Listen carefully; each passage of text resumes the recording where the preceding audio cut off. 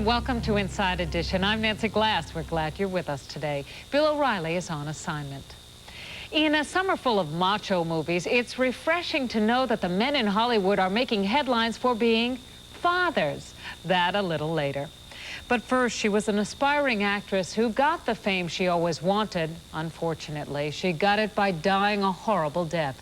They nicknamed her the Black Dahlia, and her murder in 1947 was one of this country's most shocking and sensational and unsolved until possibly now. Rick Kirkham has the details. Hollywood in the 1940s was a dreamer's paradise. But for every dream come true, there were plenty of broken hearts. Elizabeth Short wanted desperately to be an actress, but Hollywood didn't seem to want her. She lived on the fringes of the town, getting by on part-time jobs, but she never appeared in any film. And in a violent instant, any dream of stardom was suddenly destroyed. For the first time, Elizabeth Short's niece speaks out about her aunt. I look at a 22-year-old young woman that had enough ambition to go out to the place where it all happens. She was on her way. And this country may have lost a treasure we never even knew about. In January of 1947, Elizabeth Short's life exploded into the biggest headline of the day when she was found dead in a Los Angeles vacant lot, mutilated and cut in two. She'd been murdered someplace else, then dumped before dawn. An estimated 900 people confessed. Many of them, according to the police, were psychopaths, anxious to take credit for the surgical-like skill of the murderer. Though people continue to send in new leads, the crime remains unsolved. Because of the black, flowery dress she was wearing, the press dubbed her the Black Dahlia.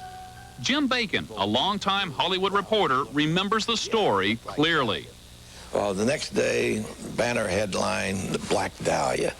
And I think that name alone has kept that story going, because the girl was a hooker around town, you know. As the years passed, the rumors linking Elizabeth to prostitution grew even stronger, though the police department has no evidence to support those rumors. Her family absolutely rejects any implication that Elizabeth was a hooker, and they despise the sensational label placed on her by the press. She wasn't a flower. She wasn't the Black Dahlia. Her name was Elizabeth, and she was my aunt. And now the newest twist in this strange and mysterious tragedy. This woman, Jan Knowlton from Westminster, California, says she knows once and for all who killed Elizabeth Short. It was none other than Jan's own father. He sexually abused me from infancy, beating my mother, beating and killing our animals sadistically. And then when the repressed memories came out, it was of him murdering other people. Jan claims she has recently received a flood of flashback memories and recalled dreams of her childhood in this house in Southern California. She says that Elizabeth and her father were lovers, and that Elizabeth had visited her home many times. According to Jan, her own mother knew about the relationship her father had with the woman she called Aunt Betty. She said, "She's not your Aunt Betty." She said, "She's just another of your father's whores."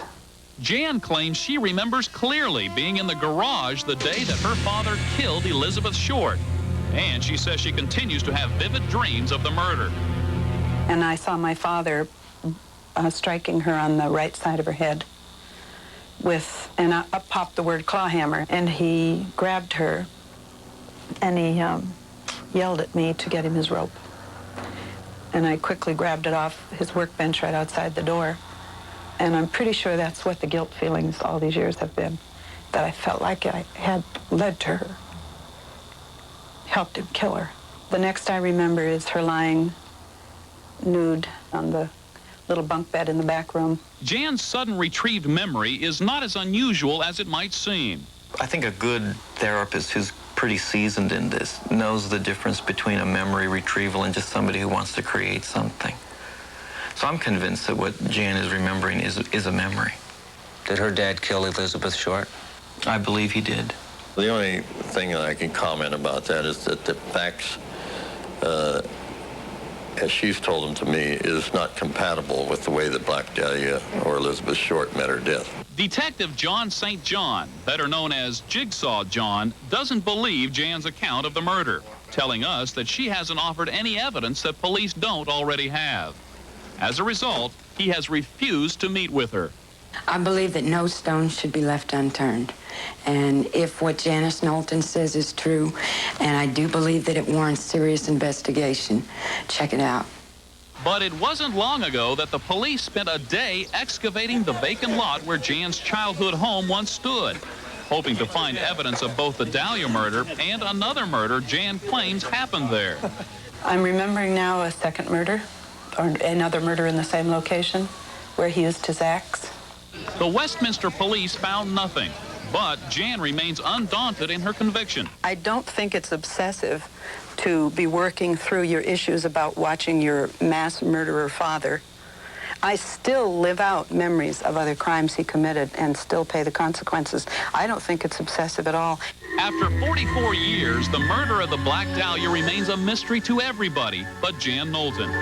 Though law enforcement refuses to believe Jan's allegations, she's convinced that her dreams are telling her the truth, that her father killed the Black Dahlia.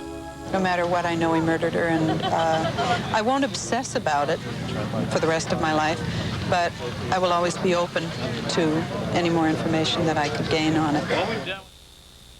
Jan Knowlton is not the first person to recall a repressed memory of a crime. Recently, Eileen Franklin Lipsker made courtroom history when she remembered how her father had molested and murdered her best friend.